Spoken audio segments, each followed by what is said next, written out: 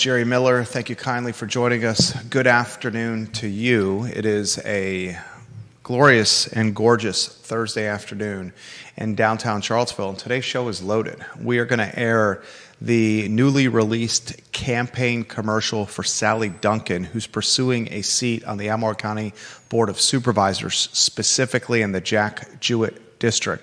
This race has competition as two Democrats, Sally Duncan and Dave Shreve, will go toe-to-toe in a primary that should be closely followed. This race will be decided in June. It will not head to the general election in November because it's two Democrats that are running. As of this point, no Republican has entered the race. Neither has an independent enter the race.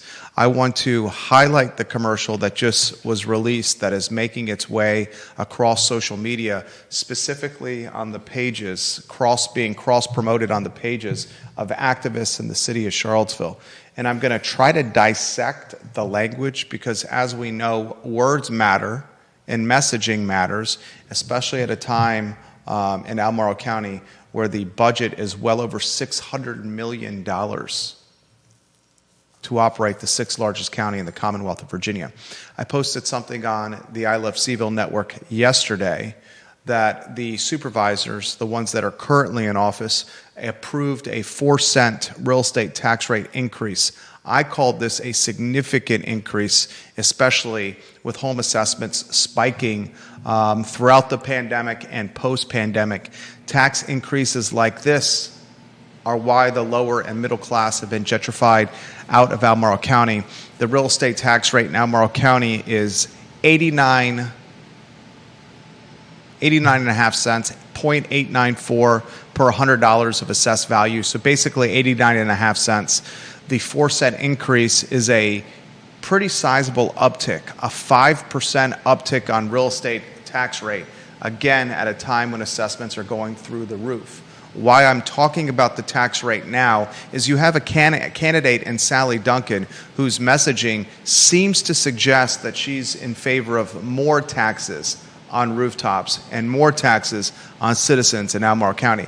I'm not sure the voters, folks, are following this closely enough, so we will utilize our platform to dissect the messaging, the political science of her campaign. On today's show, we're going to offer more follow-up on the surprise announcement that Littejohn's is closed permanently now. It's now closed. It's not just we'll give you a few weeks to wax nostalgic on Littejohn's. It's closed, ladies and gentlemen. It opened in its second format and its second go-around and its part due iteration on April 15th of last year. So, ladies and gentlemen, it made it about 13 months after investing a sizable amount of money to revamp the space. I'm going to ask the viewer and listener this question. Is the UVA corner destined to be purchased by the University of Virginia? Is the UVA corner in very near proximity going to be a part of the holdings of either the UVA Foundation or the nonprofit University of Virginia? Ladies and gentlemen, please think. Sheetz, the gas station that also does does Sheetz do the made-to-order subs, or is that Wawa, the MTOs? I think they both do.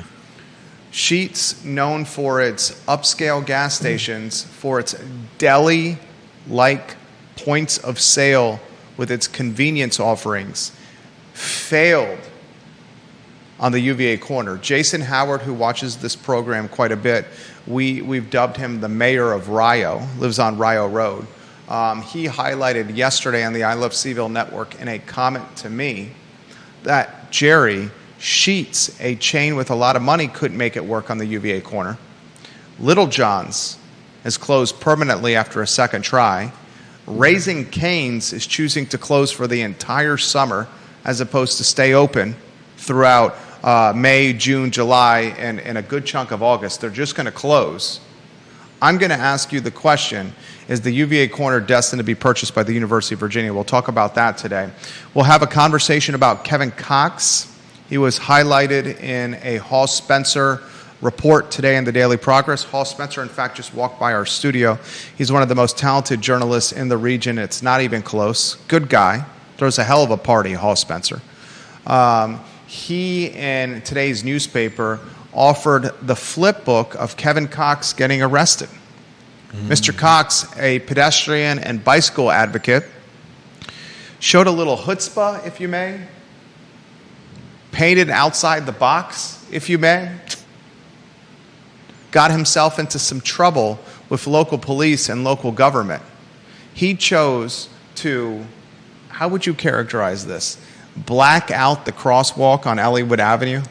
No, that wasn't him. He chose to. That's part of the ongoing comedy of this whole thing. This is comedic gold, as Judah would like to put it. Yeah. You want to set the stage here? Yeah. So we may remember the death of a woman at that crosswalk, and many people believe that there should be a crosswalk there. The city refuses to do anything about it, so Cox took some of that spray chalk and sprayed a crosswalk. Oh, sorry. Clarity. Thank you. I misspoke right there. And then the city painted the black over it. Apparently the black is already wearing away so that you can see the lines again, but they could have just washed it off. It was chalk. It wasn't like he painted, a quarter-inch worth of paint on the street so that you'd have to tear up the street to remove it. And now they've arrested him and are potentially charging him with what could be a year in the slammer. Yeah, Kevin Cox is facing a year in the slammer potentially. A Liberian immigrant, unfortunately, in October of this past year, was struck by a teenage driver at this location. A mother, this Liberian immigrant, died in this car accident where a teenage driver struck her after he was traveling about 35 miles an hour. Because of this death and because we know that that intersection is somewhat dangerous, Kevin Cox, who's been an advocate on High Street as well, a big-time advocate on the High Street corridor, decided to take matters in his own hands. Decided to call out Brian Pinkston in antagonistic fashion before a city council meeting. Brian Pinkston's in the midst of a re-election push right now. This article did not necessarily paint Brian Pinkston in the best of light. This article absolutely paints the city of Charlottesville. Anyone in a good light. This article absolutely paints the city of Charlottesville in a terrible light, folks. The city of Charlottesville is utilizing the full influence, momentum, the full significance of the law to drop a prison hammer potentially on a local advocate and resident because he wants to create a sense of safety on Elliott Avenue. And I don't know that anybody is in the right or the wrong here. I mean, I don't know that the lines of a crosswalk would have stopped a teenager from going faster than he should have been going, and causing an unfortunate death. It would be wonderful if that was the case. It would be even better if they painted a crosswalk and we could somehow quantify how many people it saves. But to be perfectly honest, a teenager speeding, I don't think would have been affected by a painted crosswalk. That may be the case, but still we should learn from what happened and figure out how to make the intersection safer. 100%.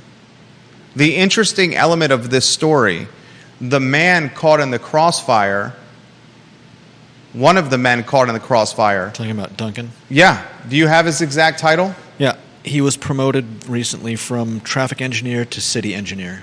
From traffic engineer to city engineer. He's the husband of Sally Duncan, who's running for Albemarle County Board of Supervisors in the Jack Jewett District. Coincidence? Well, worth noting, certainly. Interesting small-town wrinkle of what it's like to live in Charlottesville and Albemarle County. A lot we're going to cover on the show. John Blair's making a comparison to the UVA corner and Franklin Street in Chapel Hill. I will get to that comparison in a matter of moments. Deep Throat has commentary ready to go. I got both TV stations, a radio station, and a newspaper watching the program right now. Kevin Yancey is offering commentary from Waynesboro. Crozet watching the program. Lynchburg, southwestern Virginia, eastern Tennessee, folks in Charlotte, North Carolina on the show right now. A lot we're going to cover on the show, including this question. Have you noticed when you go to the fruit section of the grocery store that grapes are always so expensive? Have you ever asked yourself, why are grapes so expensive? Yes, grapes. I asked myself that question after my wife brought it to my attention, the expensive nature of what a bag of grapes was running our family.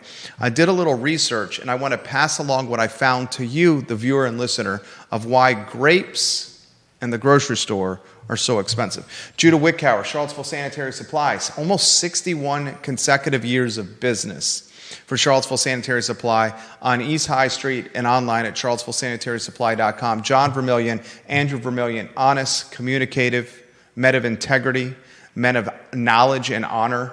They provide value to their clients and customers when they walk into Charlottesville Sanitary Supply that is above and beyond a retail transaction. That's the value proposition of Charlottesville Sanitary Supply. It's more than just the value. It's more than just a retail transaction. The value proposition is the knowledge of the product you're buying. Charlottesville Sanitary Supply.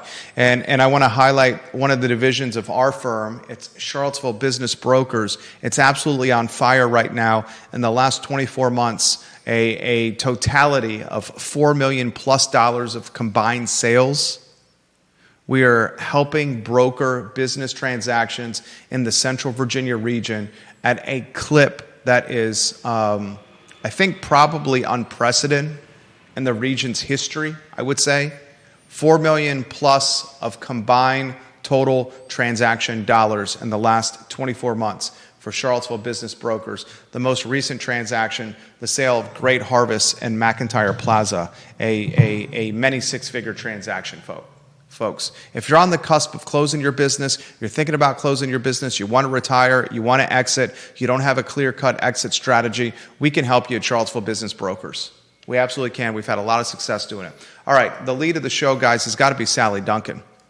I saw the commercial, and Judah, I was hesitant to air the commercial on the show. But I think it's important for the viewers and listeners to understand the candidates and their platforms. And there's 6 districts in Albemarle County. One of them is the Jack Jewett District.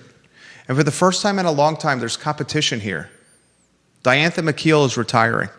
Mm-hmm. Ms. McKeel was on Real Talk this past Friday with Ned Galloway.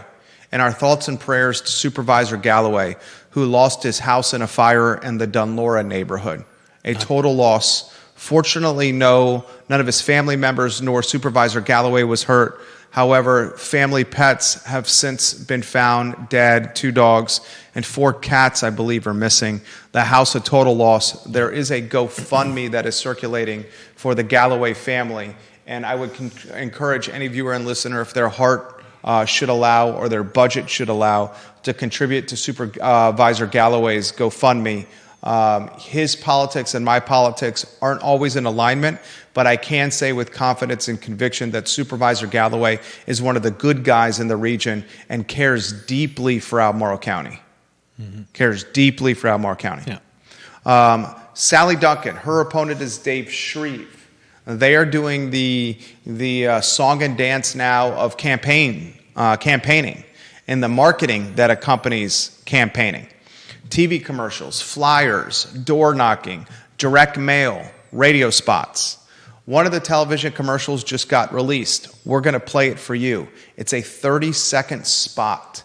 I want you to listen to the messaging, the wording of this 30-second spot for Sally Duncan, who's pursuing a seat on the Albemarle County Board of Supervisors in the Jack Jewett District. Judah, do you have that commercial ready to go? Yep. I would like, if you could please, to play that commercial in 3, 2, 1. While the White House keeps cutting and defunding programs, here in Albemarle County, we're investing. We're investing in housing. We're investing in our kids. We're investing in each other. Hi, I'm Sally Duncan, and I'm running for Albemarle County Board of Supervisors because I want to continue investing in our community. Vote for me to be your Jack Jewett Supervisor by June 17th. I'm Sally Duncan, and I approve this message. A lot to unpack there, and I'm going to play it a second time. I want to play it a second time. There's a lot to unpack there. First, I want you to watch or listen or analyze the political science of leveraging Donald Trump and the White House in Albemarle County. Trump and his cuts at the federal level are part of a local campaign in Albemarle County. There's strategy behind that. The man is so polarizing in a county that is very, very liberal and blue. He's very polarizing in a county that's blue and liberal. So she's leveraging or utilizing the polarization, the divisiveness of the Trump brand, moniker, image, administration, policy to try to build momentum for her campaign. Interesting approach. It's not often you hear the president referenced in a local Albemarle County Board of Supervisors race. I found that a bit odd. I understand why she's doing it. The second thing I want you to listen to when I replay this commercial is the use of the word invest. Invest is a word that has a lot to unpack. Does invest mean raise taxes here? I want you to listen to the commercial, which I'm about to play again, and ask you this question. Can we substitute raise taxes for invest in this commercial? Because that's certainly how I took it. Judah, let's play the commercial one more time. In 3, 2, 1. While the White House keeps cutting and defunding programs, here in Albemarle County, we're investing. We're investing in housing. We're investing in our kids. We're investing in each other. Hi, I'm Sally Duncan, and I'm running for Albemarle County Board of Supervisors because I want to continue investing in our community. Vote for me to be your Jack Jewett Supervisor by June 17th. I'm Sally Duncan, and I approve this message. Okay, last time I'll play it today. I want Judah to unpack or offer his analysis. I'm going to offer my analysis. And viewers and listeners, I want you to offer your analysis. We are just out of a meeting that happened last week with the Board of Supervisors, where they raised the real estate tax rate 4 cents, where they raised the personal property tax rate, where they did this all at a time when assessments have spiked through the roof since before COVID until now. I'm curious, one of the viewers and listeners that is watching this program, Deep Throat, you may have this answer for me. John Blair, you may have this answer for me. Neil Williamson, you may have this answer for me. From 2019 until today, assessments in Albemarle County, I would bet, on average, have uptick almost 40%.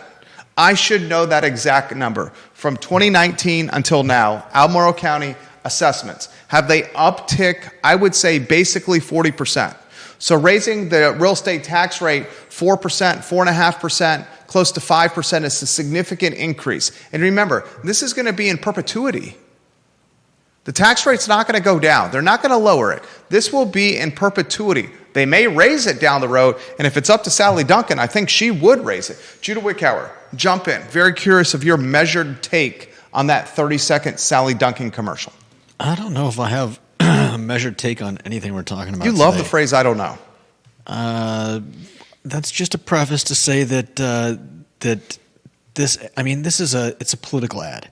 And political ads rarely say anything substantive. And I don't think this is any different. This ad is so light on on actually saying anything that I can almost see it floating away like a hot air balloon. I mean, you're right. It mentions Trump. It mentions investing. I keep going. I none of actually that- vehemently disagree with what you're saying right now, but please finish your thought. I apologize for interrupting. Really? I think you're in very respectful fashion. I think you're completely off base with your commentary here. But please continue.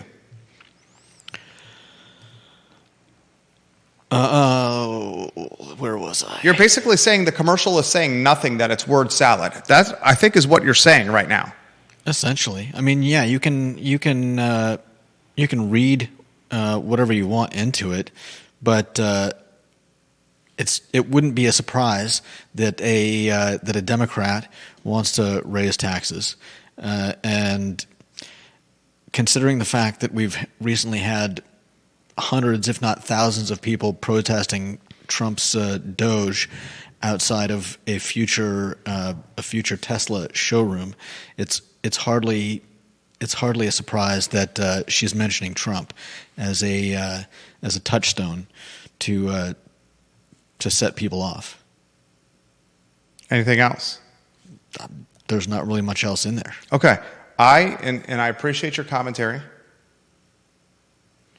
I'm going to respectfully, vehemently disagree. Okay. When she says she's going to invest into these, and it's important to invest into housing, it's important to invest in schools, it's important to invest in transit and parks and recreation. But most cities and towns and what do that, I mean, that's just part of running a city or a town. You invest in all those things. We should specifically ask the candidate, does investment mean to you raise taxes to pursue improved infrastructure? Because I'm pretty sure that's what she means here. Now, her opponent, Dave Shreve, has straight up said to media that he believes raising rooftop taxes to fund affordability is a straight up oxymoron. Yeah. I've said that for as long as the I Love CVille show, I think, has been on air. Raising taxes on rooftops to fund housing affordability is it's hypocrisy. It's an oxymoron. It's parting as such sweet It's sorrow. a lot of things depending on the intent behind it. The challenge you have with the candidate Dave Shreve, and I watched on Friday Supervisor Diantha McKeel, not once, not twice, not 3 times, but 4 times, Supervisor Diantha McKeel on the I Love CVille Network on Friday. And you can find that show archived across the I Love CVille Network, wherever you get your social media, your podcasting content. She made reference to Dave Shreve's employer. And his employer is the Center for the Advancement of a Steady State Economy. There is some eyebrow raising, I will say, in the most friendly description possible. There is some eyebrow raising ideology and policy and efforts from the Center for the Advancement of Steady State Economy. I watch Diantha McKeel on Friday, make sure she emphasized that on 4 different times to check out his employer and what they do.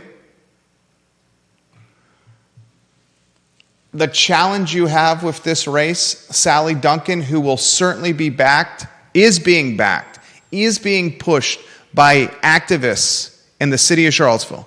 The activists in the city of Charlottesville have such limited activism that they could do right now because the new zoning ordinance is mired in a lawsuit quicksand. Mm-hmm. It's mired in lawsuit quicksand. You got a city that's very small, 10.2 square miles, that can't really do much from a housing standpoint. They basically have total control of the Charlottesville City Council with Payne, Natalie Oshrin, and either Pinkston or Wade, giving them the majority, whoever they can push or bully to do what they want. So because there's little activism they can do in the city, they're infiltrating. They're weaseling their way through the cracks and crevices of an older brick home that allows the spiders and the insects and the other bugs to crack into the inside of the house. They're doing that same maneuvering into Albemarle County. They've advocated, pushed, and earmarked a candidate for the Jack Jewett district and Sally Duncan. I just played a commercial for you where it's very clear to me her intent is tax increase. The opponent for Ms. Duncan is an opponent that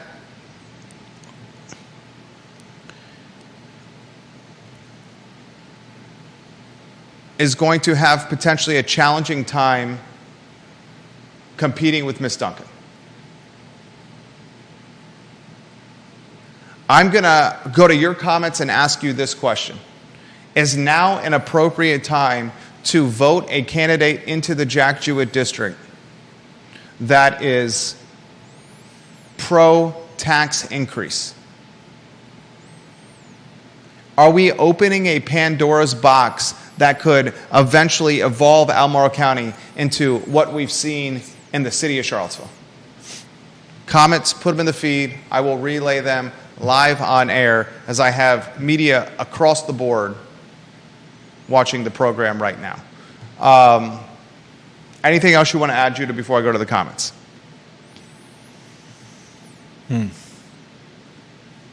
I'm eagerly awaiting the comments. Let's go to the comments. John Blair says, to answer your question on Albemarle County assessment increase from 2019 to 2025, he says, I don't know the macro here, but our house was assessed in 2019 at $395,000. In 2025, it was assessed at $555,000. So from 2019, his house, which is in the Samuel Miller district, $395,000 to 2025, $555,000. That's a substantial increase. We have Deep Throat, who has the macro. And Deep Throat says on DM that in 2019, total assessed home value in Albemarle County was $20 billion. $20 billion. In 2024, total assessed value in 2024 was $34 billion. Substantial increase, right? You're talking, what is that, 40% increase? That's a substantial increase, ladies and gentlemen. Don't go down the weeds, Judah. Deep Throat also says this. By the way, in what universe is Dave Shreve aligned with Trump? She is running against Shreve, not Trump. I hope Albemarle voters are smart enough to see through such a misleading ad. No doubt. It's the first point I made.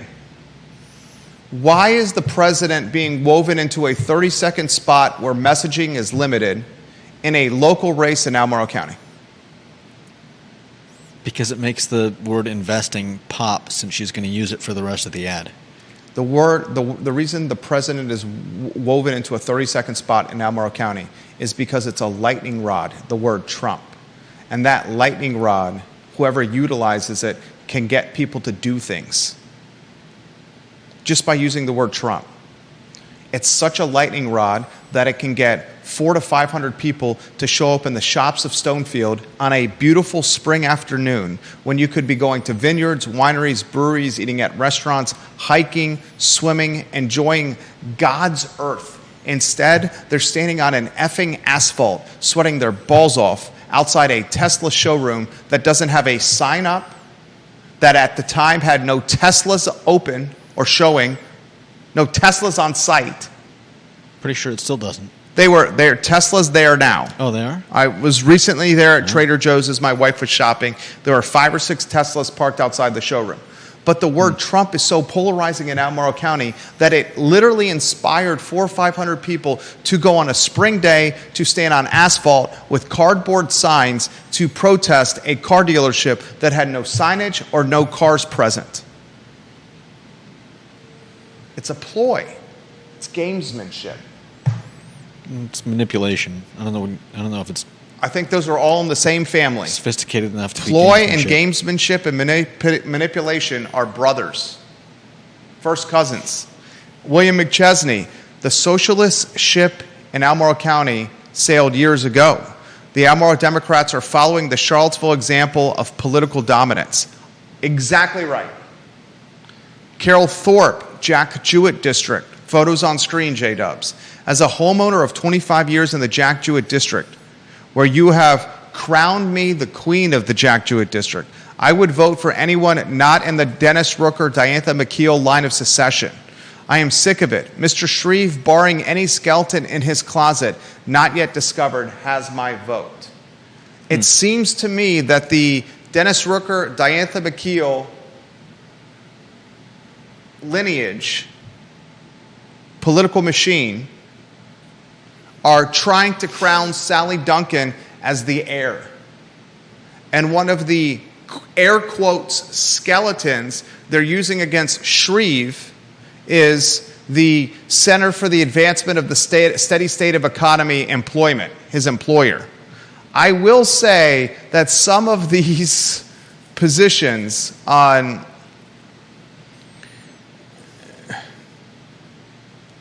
the Center for the Advancement of the Steady State Economy are eyebrow-raising.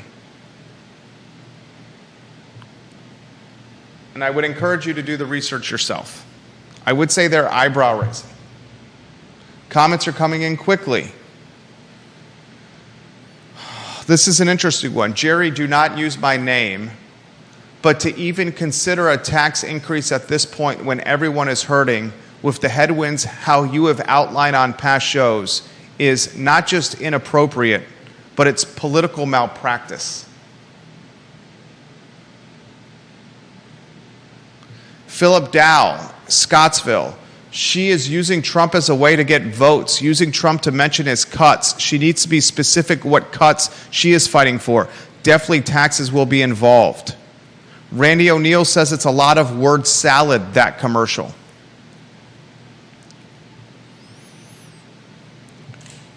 Specifically, the question should be asked to the candidate, will you vote to raise taxes if you are elected?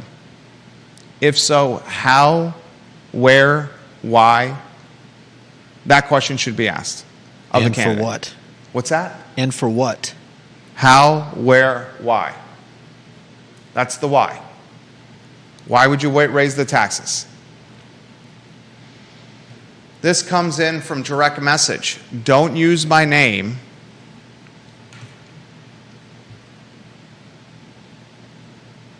But please read here to learn more about Sally Duncan. She shares a link, a Twitter link.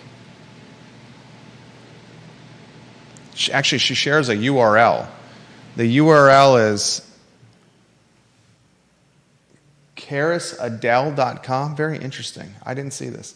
carisadel.com. And then also encourages me to click her Twitter. carisadel.com.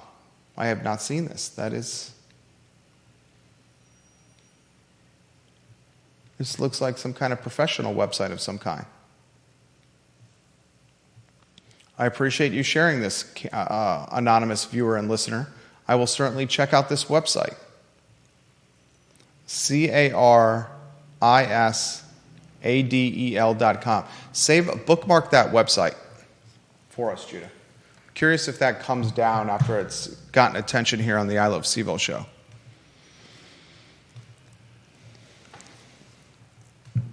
All right. It's important to be informed voters. Eventually, I'm going to take a position on this race here. I'm curious to see how the race plays out. I mean, we're going to know in June because it's going to come down to a primary. All right, next headline. What do you got, Judah Wickhauer? Read it live on air if you could, please. Why does Bodo succeed but Littejohn's fails? All right, this is going to be a multi-pronged headline. I think we have the Raising Cane's headline we can rotate through. And what is it, the UVA headline? Are there 3 headlines in this box? Is UVA destined to purchase all of the corner and Raising Cane's on UVA corner closed for summer? Yeah, those three headlines you can rotate as lower thirds. There was a fantastic comment that was published on the I Love CVille Network yesterday. I want to read that comment. I'm going to find it in 5 seconds and read it on air to you. Okay, I think I have it. This comment was offered by someone I have not interacted with online. His name is .com Warren. I can't imagine that is his birth name. But he does have a Facebook account, .com Warren. He says, I'm sad to hear that Littlejohn's is closing, but such a wonderful case study for the Darden School. Meanwhile, Bodo's Bagels has stabilized quality and price while pushing volume. And then he says, Bodo's will still be around when UVA reinstates DEI or beats Virginia Tech, i.e. a very long time from now. His comment, Bodo's has stabilized quality and price point while pushing volume, resonated with me. The Bodo's headline on screen.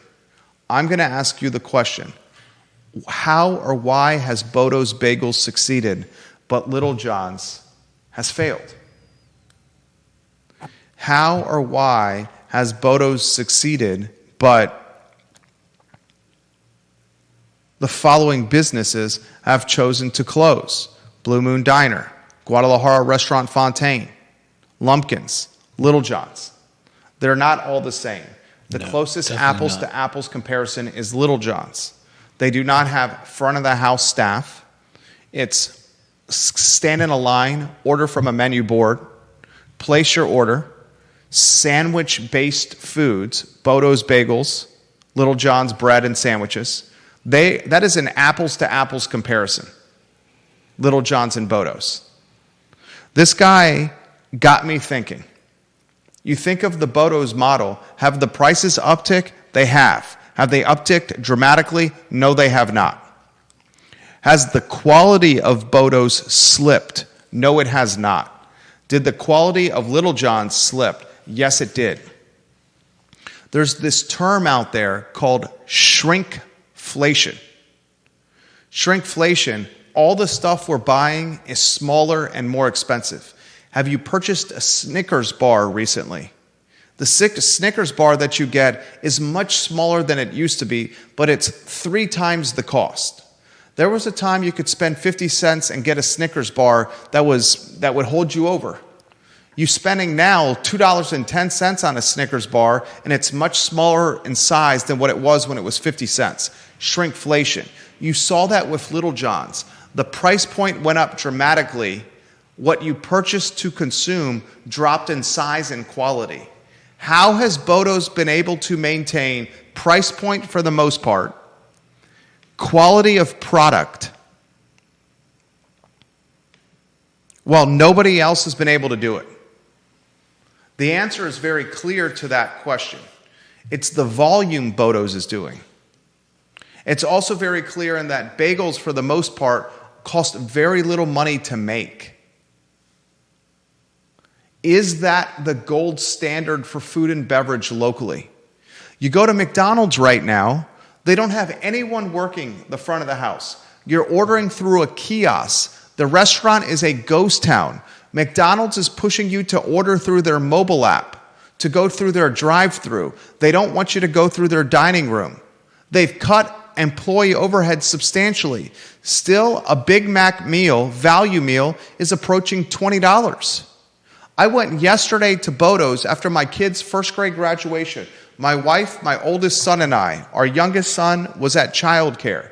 The 3 of us went to Bodo's. We ordered a bacon, egg, a sausage, egg, and cheddar on a plain bagel, a cream cheese plain bagel, a salt plain bagel, a cream cheese plain bagel, a salt cream cheese bagel, and then a 4th bagel, egg, bacon, cheese on four bagels.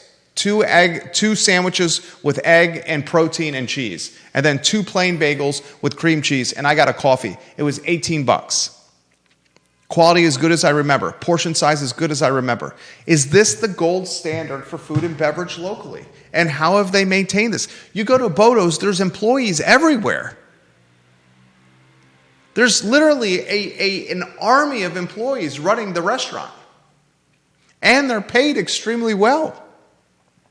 Is the answer that they've done this because of volume? Is that how they're winning? Strictly the volume. And why couldn't Littejohn's do it? Your thoughts, viewers and listeners. Judah, jump in. Kevin Yancey. Bodo survives because they make a product and they don't buy everything. Give me some more insight, Kevin Yancey, into what you're saying. I think you're saying that they're not buying all of everything that goes into making a bagel. They make the bagels. That cuts a lot of the costs out of not having to buy bags of bagels. But you also have labor that needs to make it. Yeah. Now, to that point, making a bagel is cheap as all get out. Joe, what do you got here, Judah? That's part of it. Part of having a crew is similar to what Chick-fil-A does. Is make sure that you make people happy, because you can cut all the people out of your business. You can cut costs on everything, everywhere. You can cut it down to the wire. You could make it so that you're not paying anything for any of the stuff that you're making, whether it's food, whether it's widgets. The problem is, if you're not making people happy, what's going to bring them back? So they come and they buy a sandwich, or they come and they buy a widget, and it's not that great. Well, why would they come back? Or it's too expensive. And it sounds like that was the problem with Littejohn's. They came back. You're saying that the quality had dropped. Quality slipped. Portion size went smaller. Portions was smaller. Price point went up. Prices were higher. There's literally nothing they could do to bring someone back after they've been there once. If that's their business model, how would you ever expect someone to come back into the store? E.G. Williams watching. Isn't that the business model of everyone that's a lot of businesses locally? You're saying cut prices on everything, or not cut prices on what you're spending and raise prices on what you're selling stuff for? Look at a lot of the locally owned businesses. They have made portions smaller. They have made price points higher. And they're finding a way to either cut labor or cut costs elsewhere. Yeah, and if you can hide that from the customer, then you might be okay. But once they realize that the game is up, the game is literally up. Look at the businesses that have had the most success. They succeed because because they make customers happy. Which ones locally? Locally. Bodo's. Okay, we highlighted Bodo's. Give me another one that has figured out this equation besides Bodo's locally. Look at any business that's had a local. Give me one. Look at Miller's. Look at Miller's. Miller's is still around. Look at the local. Look at Tavola. Look at the Ivy Italian restaurant that I can't think of the name of right now. It starts with a V. Anyways, they all have Vivace. Yeah, Vivace. They all have vibrant customer bases that go back on a regular basis, because whether it's the price, whether it's the quality, whether it's the serving size, they are making their customers happy, and their customers return to them time and again. E.G. Williams on YouTube. E.G. says this: a few of my coworkers remarked how much more expensive the sandwich prices were when they reopened under the new ownership. I was startled with how expensive the sandwiches were as well, E.G. Kevin Yancey highlights Riverside. That is a fantastic example, Kevin Yancey. That is a great example. Kevin Yancey, a gold star example. Mm-hmm. Look at the ones that are having success maintaining price point and not changing portion size and maintaining quality. It's the businesses that are doing massive volume. Mm-hmm.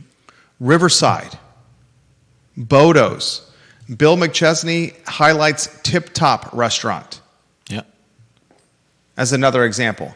I would push back on your Miller's. Yeah, they're not all great. Your Miller's comment. I think Vivace has done a good job of maintaining price point and maintaining quality, and not really changing the experience throughout this. Yeah, I think that's a good one, Vivace. A follow-up to this is something Jason Howard mentioned. UVA Corner headline on screen. Raising Cane's headline on screen. Guys, Raising Cane's on the UVA Corner has made the strategic decision to close its UVA Corner location for the entire summer. They said we would rather close down for the summer than open our business and lose money when the students are not here. In a 24-hour period of time, we've seen Littejohn's shut down and Raising Cane's furlough or take a hiatus. Likely because they didn't make enough money through the student school year that it's worth it to stay open at all in one case or over the summer in another. Absolutely. Which leads us to the next question. In the last 12 to 24 months, we've seen Littejohn's close. We've seen Sheetz close its location. Sheetz was on the corner. It closed its location. Mm-hmm. We've seen Raising Cane's decide to shut down for the summer. We saw Take It Away Sandwich Shop in such concerning positions that its past owner, Tom Bowe, had to exit in the bottom of the ninth inning to a new owner who decided to close down the Dairy Market location and just keep the Elliowood Avenue location. We've seen College Inn close on the UVA corner, 977-2710. Yeah. We've seen... Was that for the same reason, though? Couldn't financially make it. Absolutely for the same reason. That's all. It's not enough money. I just didn't remember what the surrounding story was when college couldn't make enough money. Stopped. Okay. Are we destined to see the UVA corner owned by the University of Virginia? John Blair makes this comment. I think it's worth taking a look at Franklin Street and Chapel Hill. That's where the UNC Tar Heels are, folks. There's probably no more apples-to-apples comparison to the UVA corner than Franklin Street and Chapel Hill. I used to love to go to Franklin Street on Halloween at an earlier time in my life. Is it also having a lot of trouble supporting local and other businesses? I don't know, but I think a look at Franklin Street is necessary to answer your question about the UVA corner. I don't have enough intel about Franklin Street either to answer that question. E.G. Williams says, I was surprised about Raising Cane's announcement. It doesn't seem to get anywhere near the traffic of Route 29, probably due to a lack of parking. Kevin Yancey, either way, they don't have the bodies to work, or they feel that students are more business than locals. Vanessa Parkhill, or Cane's on the corner relies heavily on students for labor and hiring summer replacements may not be practical. Could be a labor issue. Could be a customer issue. But understand what they're choosing to do is they're choosing in one of the highest rent districts in the city of Charlottesville to eat 2 or 3 months of rent. They're basically saying we are going to close, we are going to eat the rent for half of May, we're going to eat the rent for all of June, we're going to eat the rent for all of July, and we're going to eat the rent for half of August. Yep. 3 months of rent. 25% of a calendar year, they are saying we would rather close, pay the triple net costs associated with rent, taxes, insurance, and upkeep, still paying a utility bill over there. They're still paying for Dominion Electric. They may be able to put the thermostat on 73, but it's not like they can go to Dominion and say, I'm going to turn off the utilities here, because that's going to ruin all the equipment inside the restaurant. They are choosing to spend, I would bet you over that 3-month period of time, 6 figures, more than 6 figures, to just shut down their business. That is an indictment. That is an indictment of corner business potential. An indictment, folks. Are we at a point that rent is so high that not even the Sheets of the world can make it work on the UVA corner? Kevin Yancey says, you cannot have a 5, 6, 8, 10K lease and make it work. I can assure you the lease for Raising Cane's is a lot closer to $10,000 than it is to $5,000. Because this is the game that I'm in. And he says, I'll bet you a bottle of brown juice that Raising Cane's raises prices when it reopens. I would not take that bet. Because if Raising Cane's is basically doing a business furlough. Is it an independent? Is it independent of the other Raising Cane's? No, same. I believe Raising Cane's is all. I'd have to look at this. I'd have to look before I speak here. The Raising Cane's on Route 29 in the corner, though, are the same owners. And Raising Cane's is one of the fastest growing food and beverage businesses in the country. Like, look at the data. I've heard the founder of Raising Cane's tell his story, and it's a pretty significant story. E.G. Williams says, how many buildings does UVA currently own on the corner? I know they lease the 1515 University Avenue building currently. I don't know that. I do know that Tip Top Terry owns the Littlejohn's building. Tip Top Terry no longer owns Tip Top. He got out of one of his cash cows, Tip Top. Deep Throat, I lived by the drag in Austin, sort of Austin's the corner. Many of the quirky old-time local businesses have closed. Several vacancies and a lot of chains now. It's brutal out there. I said yesterday on the show, running a small local business may be more difficult now than it was during COVID. Carly Wagner, her photo on screen, she made the comment on the I Love CVille Network yesterday that small business was being propped up during the pandemic by free federal money, EIDL loans and PPP money. She says now that readily available money is not so consumable or so readily available, you're seeing those propped up businesses fail and the real businesses that were doing real, actual work succeeding. It was a good point by Carly. Mm-hmm.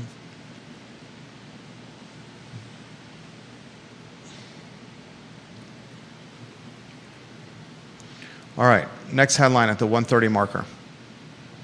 What do you got? Next up, we have CVille pedestrian advocate arrested for chalking the street. Set the stage. I mean, this is a very fun article to read. Cox, the advocate for pedestrians in Charlottesville, got into a heated argument in a council meeting.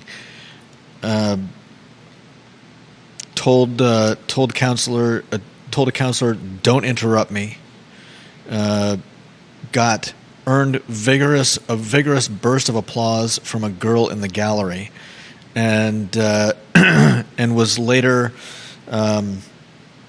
arrested for chalking his own crosswalk using spray chalk, which I'm guessing his arrest was in thinking that he had vandalized the street with indelible paint, when in reality it could have and probably would have washed off, especially with the recent rain that we've had, if the city had done nothing rather than painting over it with black tar. It's a very strange story.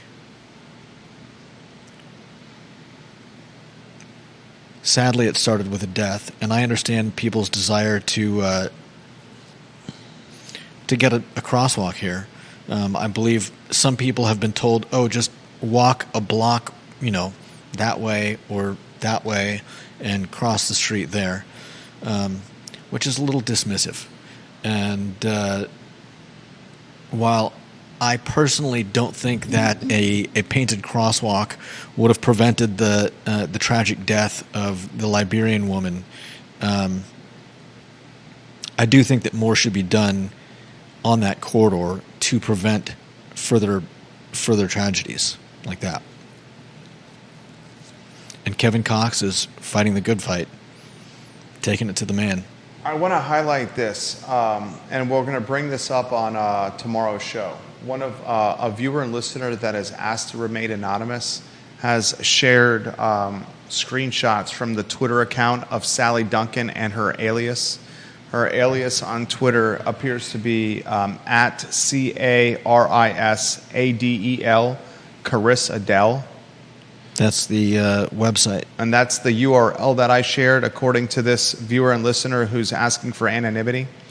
The URL, again, is Caris Adele, CARISADEL. God, is this another campaign where some anonymous random website comes into play? The URL is CARISADEL. The Twitter account, which is public at this point, is CARISADEL. And that's her.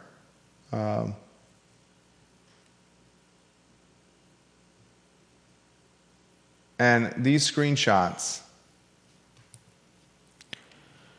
I'm reading through some of this, and it's odd. I want to confirm, this is the viewer and listener that's saying this. I do want to confirm, spend some time looking into this. But if this is in fact what the viewer and listener is saying, that is, there's some screenshots on our Twitter that straight up say that we're going to raise. For instance, this one from the 24th from March 2024. It's a good thing there's a lot of rich property owners we can tax instead. That's not how it works, though. Right. You don't pick and choose who... Tax everybody. In regards to the Kevin Cox thing, this whole thing is a mess. I hope that the Charlottesville Police Department, Charlottesville City Council, and Commonwealth's Attorney Joe Plantania realize that this is just a terrible look. I do not think Kevin Cox should go in and be utilizing water. Is it soluble? Is that the word? Yeah. Purchasing paint online to remark city roads. Okay, he shouldn't do that. But were his actions worthy of being arrested and having a 1-year jail sentence hung over his head? No. It's a terrible look. It's a bad look for city taxpayers. It's a bad look for City Hall. It's a bad look for everyone involved. Hall Spencer was smart to have this covered in the newspaper. Everyone involved, this is a bad look. Shame, shame.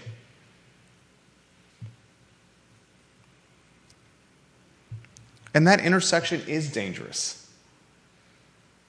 It is a dangerous intersection. All right, I want to dig into this alias that's been sent to me here. Is the last headline the Grapes headline?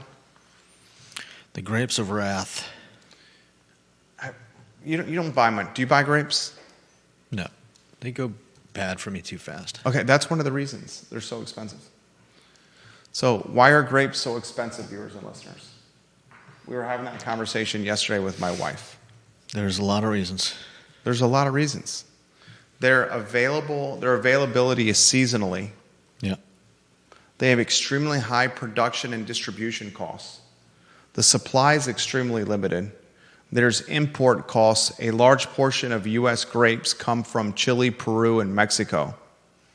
As any vintner in Charlottesville and the surrounding area will tell you, they are also highly affected by the weather.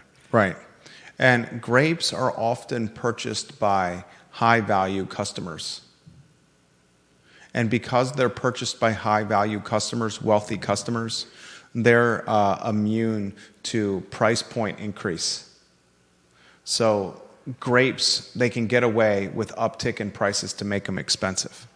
So if you're ever in the grocery store and you're wondering why they're so much more expensive when compared to, say, apples or oranges or bananas, the seasonal availability, the high production and distribution costs, the limited supply, the extremely expensive import costs, and the fact that grape sellers and grocery store operators understand that the purchasers of grapes, of a bag of grapes, are often wealthy and immune to price point increase.